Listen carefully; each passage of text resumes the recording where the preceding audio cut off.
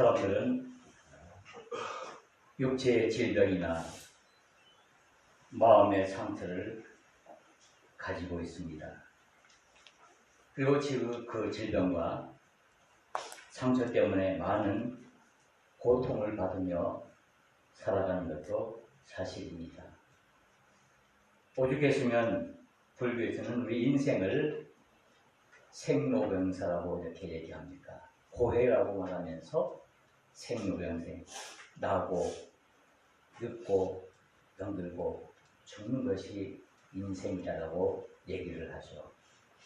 그러나 우리 기독교는 이런 상황이 있음에도 불구하고 이것들을 이겨내가는 믿음의 힘을 가지고 살아가는 사람들의 능력을 의미하는 것입니다. 세상에 질병이나 상처가 없는 사람은 한 사람도 없기에, 그러나 있음에도 불구하고 우리가 그것들을 이겨나가기 위해서, 그것들을 극복해 나가기 위해서 우리가 어떻게 해야 하는가 하는 것이 중요합니다. 우리가 육체의 질병도 고통스럽지만은 그에 못지않게 이 마음의 상처는 더 이 육체의 질병보다 더 많은 아픔과 고통을 줄 수도 있습니다. 이것은 개인적인 문제만이 아니라 때로는 우리 가족이나 우리의 가까운 사람들이 이와 같은 상황으로 인해서 우리가 더 많은 아픔을 겪게 되죠. 그래서 어떤 사람은 오죽했으면은 자기 자신을 가리켜서 종합병원이라고까지 말합니다. 그러기까지 말하기까지는 얼마나 많은 고통과 아픔이 있을까요? 우리는 단순히 그것을 그냥 귀로 들어서 그런가 보다라고 얘기하지만은 그 일을 직접 당하는 그 본인이야말로 그 아픔을 견디는 것, 그것을 감당해내는 것 정말 힘들고 어려운 일입니다. 내 자신의 문제, 그리고 우리 가족 간의 문제, 우리 이웃 간의 문제, 때로는 우리 같은 성도들 가운데 이와 같은 육체의 질병으로 마음의 상처로 인해서 고통을 당할 때 그것은 정말 너무나 힘이 듭니다. 그래서 그런 상황에 처해 있는 우리 식구들이나 우리 성도님들 볼 때마다 정말 얼마나 힘들까, 얼마나 괴로울까, 얼마나 고통스러울까 하는 그런 안타까운 마음이 늘 있습니다. 그렇다고 어떻게 직접 가서 그 병을 내가 어떻게 더 아픈 것을 완화시켜 줄 수도 없고 그 고통을 고칠 수 있는 어떤 기술이 있는 것도 아니고, 그래서 우리는 늘 이 문제를 놓고 하나님께 기도하죠. 비록 우리의 삶 속에 육체의 질병이나 마음의 상처로 인해서 많은 아픔과 고통에 있다 할지라도 여기서 좌절하거나 여기서 실망하거나 여기서 낙담하는 것이 아니라 이것들을 이겨낼 수 있는 믿음의 용기를 달라고 기도하는 것이죠. 특히 요즘 그렇습니다. 이 코로나19로 인해서 우리가 얼마나 많은 어려움을 겪고 있습니까? 여러분, 우리 교회 나오기까지 얼마나 큰 용기를 내셨습니까? 오늘 교회 가야 되나 말아야 되나? 가려니까 마음이 좀 세상 말로 찝찝하고, 안 나가려니거든요 더 마음이 찝찝하고, 그래서 어떻게 할까? 그렇다고 침 먹고 튀겨서 이쪽으로 가면 교회 가고 이쪽으로 가면 교회 안 가고 그럴 수 없는 일이잖아요. 그래서 우리가 기도하죠. 정말 이거 어렵고 힘든 상황이 있지만은 이것들을 이길 수 있는 믿음을 주시고 용기를 주십시오라고 기도하는 것이죠. 우리 그리스도인이라고 해서, 우리 교회라고 해서 이것이 피해가거나 이것이 없어지는 것 아니죠. 지금 서울이나 경기도 지역에서는 지금 교회를 중심으로 해서 확진자들이 많이 나와서 너무나 마음이 아픕니다. 그 교회도 나름대로 정말 주의하고 조심하고 그렇겠죠. 누가 이게 노출시켜서 뭐 이렇게 병에 걸릴 일을 좋아하겠습니까? 그런 사람 아무도 없을 것입니다. 아마 지금까지 모든 그런 상황에 있던 사람들 모두 그런 마음일 것입니다. 그러나 그럼에도 불구하고 또 뜻하지 않게 이런 어려움을 당하게 되는 그런 경우들이 있습니다. 그래서 우리 사람들은 우리의 소원이 우리 어떤 육체의 질병이나 이런 마음의 상처에서 우리가 고침받는 것을 굉장히 소원합니다. 그래서 대부분 우리의 기도의 제목도 그렇습니다. 하나님, 내 육신의 건강을 허락해 주십시오. 내 마음의 상처를 하나님께서 고쳐주시고 위로하여 주시고 그래서 깨끗해 주셔서 정말 온전한 믿음의 사람으로 살아가게 해 주십시오라고 기도를 합니다. 그래서 우리가 많은 노력을 하죠. 뭐 병원에도 가고 약도 먹고 주사도 맞고 뭐 좋다는 뭐 음식도 먹고 건강 관리도 하고 다 그렇죠. 그럼에도 불구하고 우리가 이렇게 육체 질병에 노출되고 또 이렇게 정신적인 마음의 상처가 있는 것 우리가 어떻게 그것을 딱 끊을 수는 없는 것입니다. 이것이 우리의 약함이죠. 아까 우리 정론님께서 기도했듯이 지금 온 세계는 정말 과학 만능주의고 물질 만능주의에서 뭐 안 되는 게 없죠. 차도 컴퓨터가 운전하죠. 청소도 하죠. 컴퓨터가 모든 것을 다 하는 그런 시대가 됐고 더 있으면 이제 컴퓨터가 이제 사람을 수술하는 그런 지경에까지 오지만은 그러나 이 육체 질병과 이 마음의 상처로 인해서 우리의 약함은 어떻게 극복하기가 쉽지가 않습니다.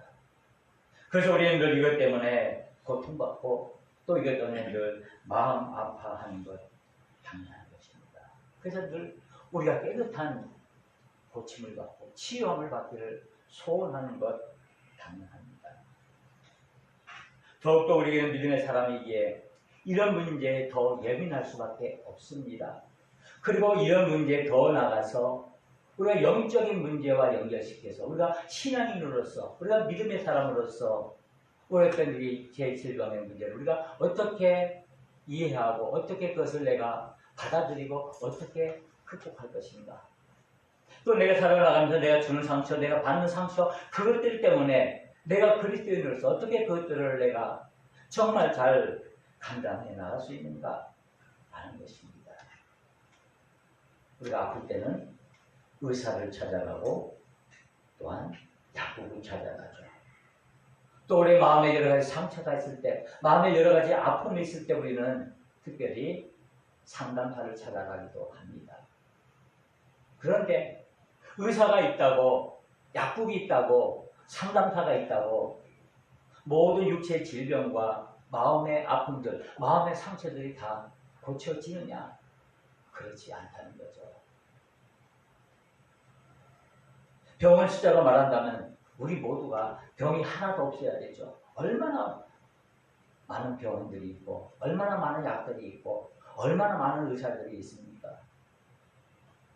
또 우리의 마음을 치유해주는 그런 상담사들도 얼마나 많이 있습니까? 그럼에도 불구하고 여전히 우리의 인생 가운데는 이런 육체의 질병의 아픔 그리고 마음의 상처의 아픔이 있습니다. 그래서 우리는 늘 이것 때문에 눈물 흘리고 이것 때문에 우리가 늘 기도하는 것입니다.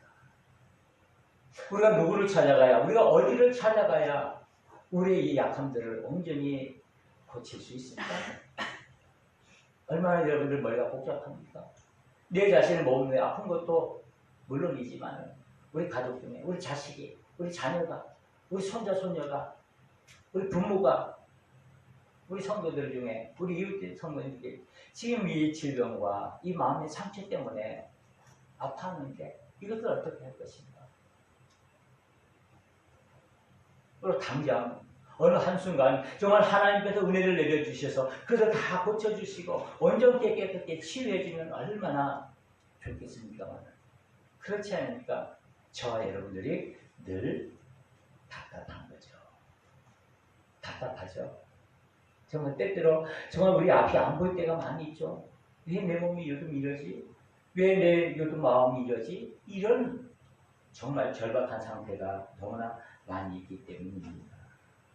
그러나 이런 상황 속에서, 이런 절박하고 어려운 상황 속에서 우리는 이것들을 어떻게 받아들이고 이것들을 극복해내고 이겨내야 하느냐는 것이 중요합니다. 우리가 쉽게 육체의 질병이나 마음의 상처가 있을 때 이 세상에 있는 의사를 찾아가거나 병원을 찾아가거나 약국을 찾아가거나 상담소를 찾아가면 어느 정도 이렇게 훼손을 할 수 있습니다. 어느 정도 고침을 할 수 있습니다.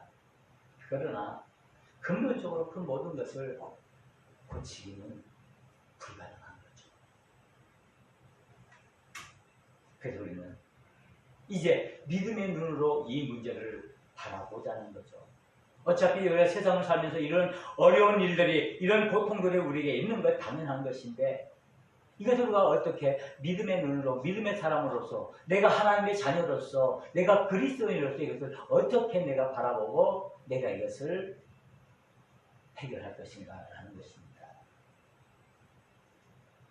오늘 이와 같이 정말 죽음 가운데 있고 질병 가운데서 마음의 상처를 받고 고통을 받는 그런 사람이 치유함을 받는 이야기가 있습니다.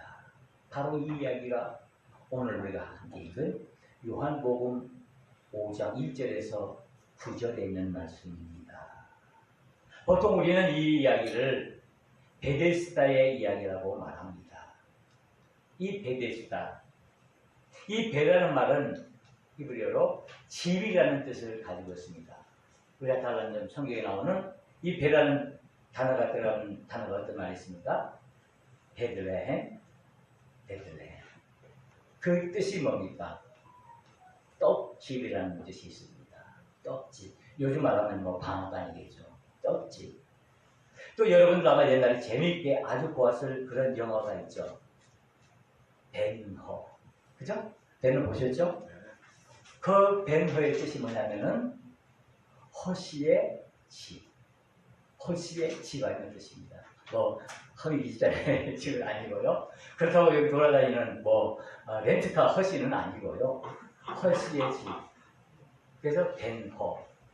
오늘 말씀에도 보면은 베데스라고 얘기를 하고 있는데, 이 말을 뭐라고 우리 말에 번역하고 있냐면은 자비의 집, 은혜의 집, 긍휼의 집이라고 번역하고 있습니다. 그래서 이 베데스라는 말은 자비의 집이고 긍휼의 집이고 은혜의 집이라는 것입니다.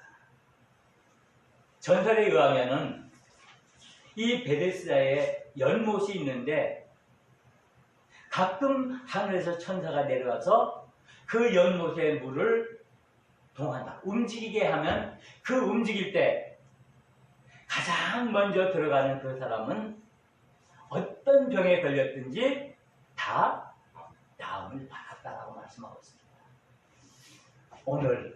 오늘날 우리 한국에, 특별히 우리 제주도에, 요 동광리에 이런 데가 있으면 얼마나 좋을까요?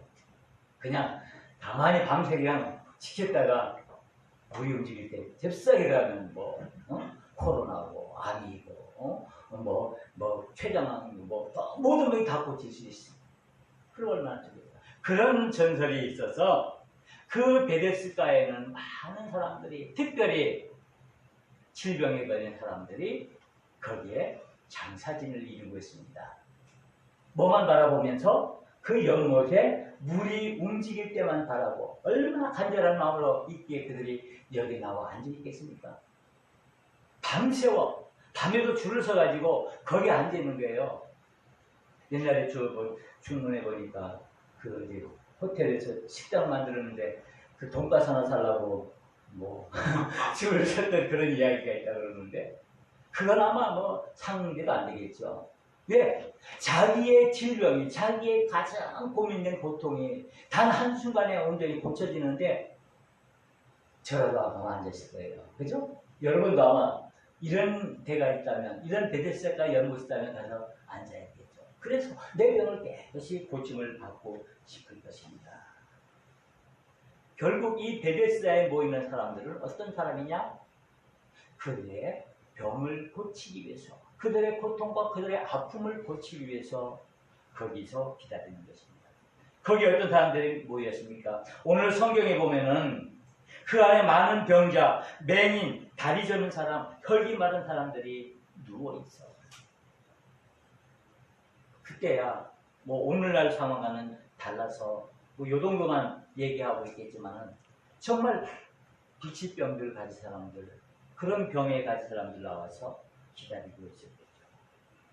그런데 거기에 그 많은 환자들 가운데, 많은 병자들 가운데 38년 된 중풍병자가 있다고 오늘 성경은 기록하고 있습니다.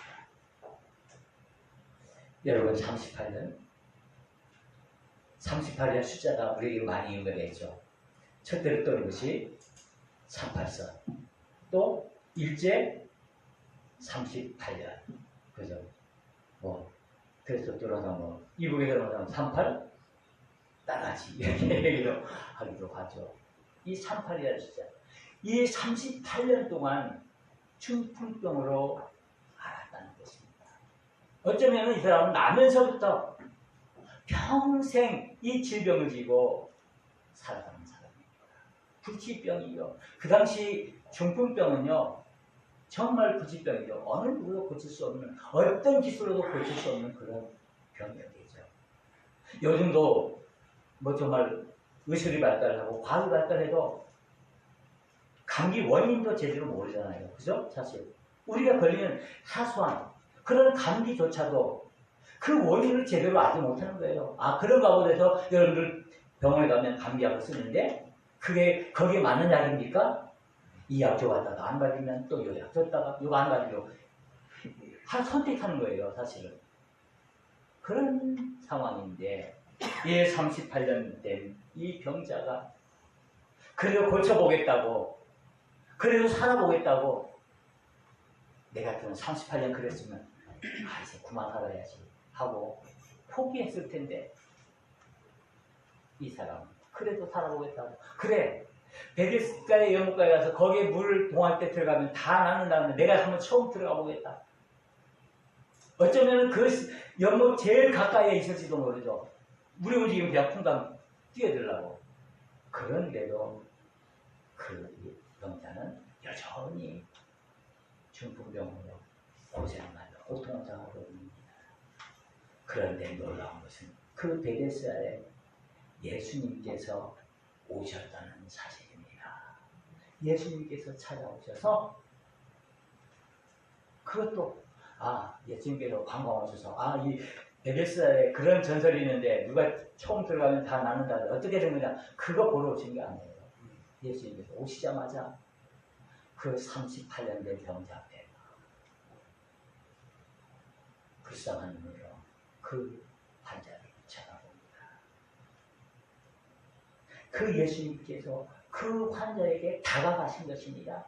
그 환자가 예수님에게 온 것이 아니라 예수님께서 친히 그 38년 된 그 중풍병자 앞에 가셔서 말합니다. 내가 낫고자 하느냐? 내가 낫고자 하느냐? 오늘 우리 주님은 저와 여러분들에게 말씀하십니다. 우리가 짊어지고 있는 이 육체의 질병들, 정말 우리가 너무나 감당하기 힘든 이 마음의 상처들, 마음의 아픔들, 이것들 고쳐지고 이것도 치유받기를 원하는 그런 마음 앞에 우리 예수님께서 다가오셔서 오건자야, 내가 낫고자 하느냐? 김집사야, 내가 낫고자 하느냐? 원목사야, 내가 낫고자 하느냐? 우리 주님 말씀하시는 거예요. 오늘 이 시간 우리 주님께서 여러분 각자에게 개인에게 오늘 38년 된 중풍병자 앞에 서서 말씀하시다는 그 주님이, 그 말씀이 여러분들 심령 속에 들려지기를 원하십니다. 아멘. 내가 낫고자 한다. 아멘. 그 음성을 들을 수 있는 우리의 영의 귀가 열려지기를 간절히 축원합니다. 아멘. 그런데 그때 이 병자가 어떻습니까? 38년 된 병자가 예, 내가 낫고 싶습니다라고 했으면 얼마나 좋았을까. 그런데 생뚱맞게 뭐라고 말합니까? 내가 물이 동할 때 내가 가장 먼저 뛰어들려고 내가 움직이면 이미 다른 사람들이 먼저 들어가 고침을 받기 때문에 나는 도저히 들어갈 수가 없습니다. 이 일을 어찌하면 좋겠습니까? 예수님께서 이 말씀 드리려고 온 것도 아니죠. 예수님께서 이 38년 된 중병병자에게 다가오신 것은 이 말씀을 듣기 위해서 변명을 듣기 위해서 온 거 아니죠. 우리가 주님 앞에서 얼마나 많이 변명합니까? 주님, 요즘 내 형편이요. 내 사정이 너무 어려워서 정말 힘듭니다. 주님이 더 잘 아시잖아요. 주님이 더 잘 아시는데 왜 나에게 그런 걸 요구하십니까? 그렇게 요구하시려면 나에게 뭔가를 주시던가. 그래서 내가 그것 가지고 내가 주님 마음껏 섬기고 주님을 위해서 내가 봉사를 드리지 않습니까? 그런데 그렇지도 않고 이렇게 한다면 이게 무슨 것입니까? 내 능력 없습니다. 내 가진 것도 없습니다. 내 건강 없습니다. 나 믿음 없습니다.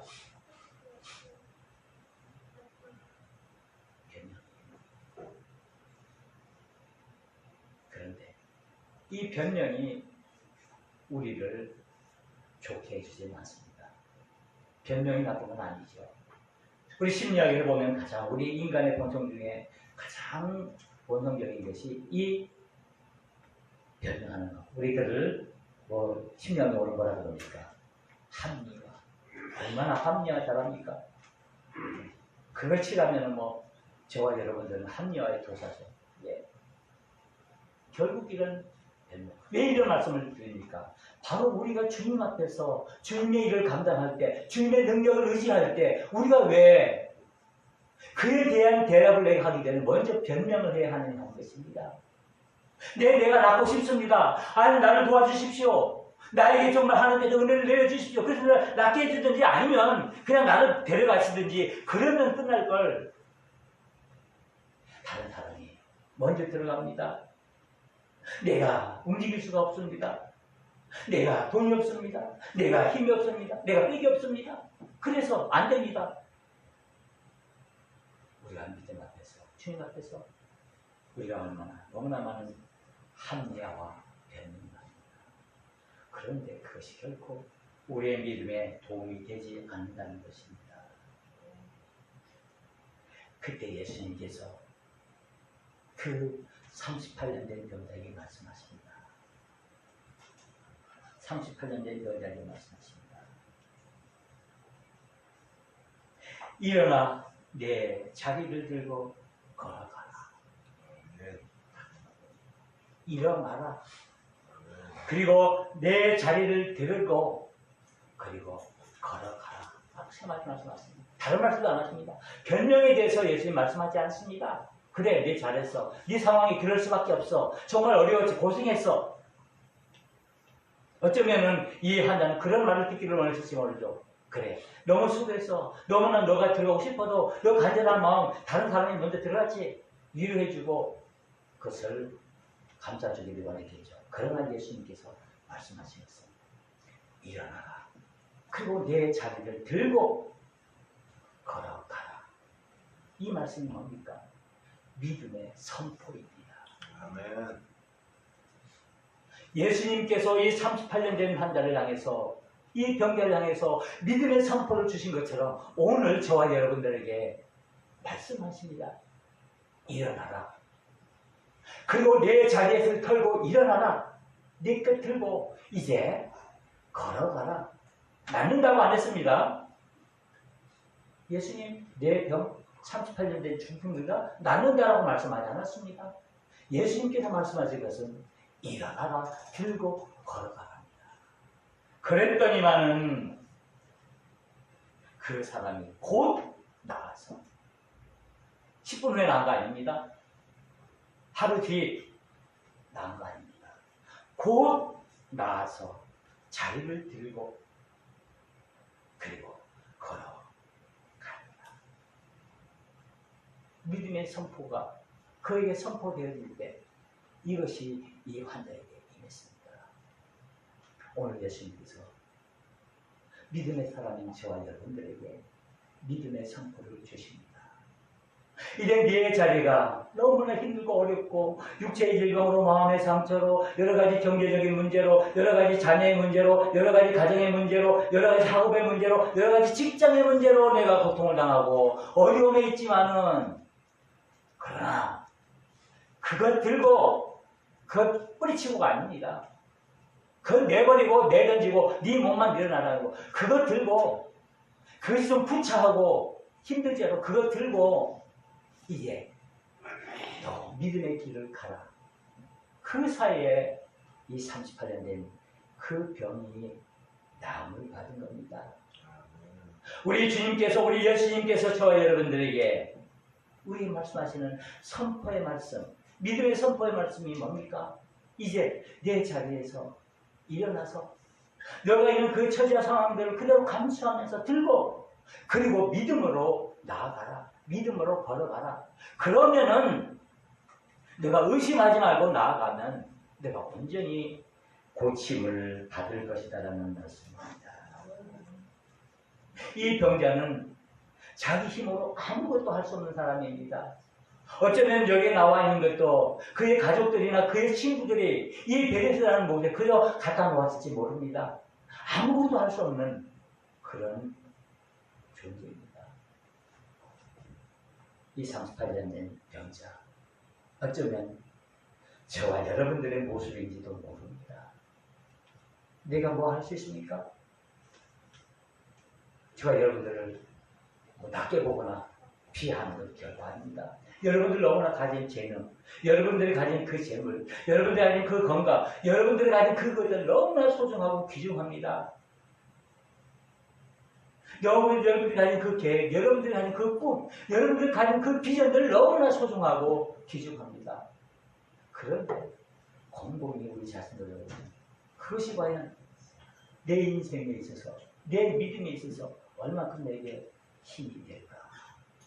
내가 아무리 많은 재산을 가지고 아무리 좋은 것을 많이 가졌다 하더라도 내가 어느 순간 육체의 건강을 잃으면 그것 한순간 다 놓아야 할 때가 있습니다. 내가 아무리 자신만만하고 내가 모든 것을 다 할 수 있고 내가 모든 것을 내 마음대로 움직일 수 있는 것 같지만은 어느 순간 내 마음에 말 한마디에 상처로 인해서 내 마음이 무너지면요 갖잡을 수 없습니다. 왜 사람들이 우울해하고 그것 때문에 우리가 감히 생각지 못한 일들을 범합니까? 그 사람들 어떤 큰 문제가 있어서 그런 줄 아십니까? 말 한마디 때문에 조그마한 바늘 상처 그 하나 때문에 그것이 마음에 찢어서 그것 때문에 예전에 매스컴에 보니까 미국인가요? 어느 재벌 있죠. 엄청난 그런 사람이 이 코로나 우울증으로 인해서 투신하고 그 사람 뭐가 아쉽겠습니까? 그 사람은요 어디 안 나가도 마음껏 마음대로 다 즐길 수 있는 거예요. 그런데 그 우울감이라는 그 말 하나 어떤 조그만 상처 하나 때문에 그 마음이 무너지는 거예요. 사실 우리 인간의 마음이 강한 것 같지만요 바늘구멍 하나로 허물어지기 쉽습니다. 바늘구멍이요 눈에 보이지도 않습니다. 그거 알아차릴 수도 없어요. 그런데 결국 그것 때문에 우리가 허물어지는 거죠. 베데스다의 이 38년 된 환자는 죄를 가지 못했지만은 그의 병을 고침을 받았습니다. 이것은 우리에게 무엇을 말합니까? 베데스다에 그런 전설이 있고 그런 자리해지고 은혜지고 긍휼이 지겠지만은 결코 장소가 어떤 곳이 우리의 고침을 주는 것이 아니라는 것입니다. 세상에 있던 그 지혜, 세상에 있던 그 물질, 세상에 있는 그 무엇이 우리를 온전케 고쳐주지 못한다는 거죠. 중요한 것은 누구를 만나느냐라는 것입니다. 누구를 만나느냐. 이 38년 된 여자, 38년 동안 별의별 방법 다 썼을 것입니다. 나으려고. 그런데 그걸 고치지 못했습니다. 어쩌면 이제 내가 마지막으로 죽기 전에 내가 한번 해보자. 베데스다에 나왔을 것입니다. 그런데 베데스다도 결국에는 그에게 도움을 주지 못했습니다. 그런데 그에게 누가 다가왔습니까? 예수님께서 다가오셨습니다. 저와 여러분을 향해서 우리 예수님은 다가오십니다. 아멘. 그리고 우리의 마음을 열기를 소원하고 있습니다. 예수님은 우리를 향해서, 나를 향해서 말씀하십니다. 내가 진정으로 낫기를 원하느냐? 모든 질병에서, 그 마음의 상처들에서, 그 너가 겪고 있는 그 아픔 속에서 정말 내가 진정으로 낫기를 원하느냐? 고침받기를 원하느냐? 치유받기를 원하느냐? 라고 묻습니다. 그 앞에 우리 변명대로 놓지 맙시다. 변명대로 놓지 마시고, 내가 진정으로 주님을 사랑합니다. 주님이 내게 고쳐주시든 안 고쳐주시든 그거는 상관없습니다. 그거는 주님의 마음입니다. 주님이 알아서 하시되 나를 온전히 믿음으로 사랑으로 삼아 주십시오라고 기도할 때 우리 주님에게 능력을 주실 수 있습니다. 아멘. 우리는 이 베데스다 은혜의 집에, 자비의 집에, 긍휼의 집에 모였습니다. 어쩌면은 우리가 너무나 무리하게 해석한다면은 이 베데스다는 오늘날로 말하면은 교회라고 보면 어떨까요? 더 나아가서 교회라는 것보다 믿음이라면 어떨까요? 충분히 해석이 가능하겠죠. 우리 교회가 은혜의 집이 되어야 되고 긍휼의 집이 되어야 되고 자비의 집이 되어야 된다는 거죠. 우리의 믿음이 자비와 긍휼을, 은혜를 구하는 그 삶의 형태가 되어야 한다는 것입니다. 그래야 그곳에서 진정한 주님을 만날 수가 있고 우리가 진정한 고침을 받을 수가 있습니다. 우리 제자들은 하나님의 비전과 하나님의 영광을 세워가는 교회입니다. 이것들을 이루기 위해서 우리가 네 가지를 실천하죠. 첫째는 온전한 예를 드려야 합니다. 그리고 깨끗한 회복을 받아야 합니다. 그리고 온전한 깨끗한 치유를 받아야 하고, 그리고 온전한 회복을 얻어야 합니다. 그리고 나가서 이제 따뜻한 나눔을 나눠야 합니다. 치유를 원하는 저와 여러분들입니다. 육체의 아픔, 육체의 고통은 물론이고, 그건 내 자신뿐만 아니라 우리 이웃도, 내 가정도, 내 옆에 있는 그 고통당하는 식구들, 그것 고쳐지기를, 치유되기를 원합니다. 그리고 더 나아가서 우리 마음의 상처들, 우리가 고침을 받기를 원합니다. 그러기 위해서는 먼저 우리 자신들이 다른 사람에게 마음의 상처를 주어서는 안 되죠. 저도 너무 많이 상처를 줍니다. 여러분들이 물론 상처를 줄 수도 있고, 때로는 우리 집사람에게, 우리 애들에게도, 우리 가족들에게도 제가 상처를 줍니다. 상처를 줄 수밖에 없죠. 근데 그것이 우리들의 살아가는 모습이기 때문이죠. 그러나 우리는 깨끗한 치유함을 바라는 믿음의 사람들입니다. 우리를 깨끗하게 치유할 수 있는 것은 오직 베데스다 그 자체 연못도 아니고, 어떤 이 세상의 의술이나 이 세상의 과학이나 이 세상의 물질, 이 세상에는 그 무엇이 아니다. 오직 예수 그리스도를 진정으로 내가 만나고 그분을 통해서 내가 얻는 그 믿음을 통해서 우리가 깨끗한 치유함을 받을 수 있는 것입니다. 내가 낫고자 하느냐? 우리 주님은 이미 우리의 마음을 꿰뚫고 있습니다. 여러분들에게 말씀하십니다. 내가 낫고자 하느냐? 변명 필요 없어. 변명하지 마. 합리화시키지 마. 이미 내가 다 알고 있어. 중요한 것은 내가 일어나서 내 자리를 들고 그저 걸어가라. 순종만 하면 되는 거예요. 순종만 하면 주님의 능력이 나타납니다. 우리의 병고침, 그것은 예수님의 능력입니다.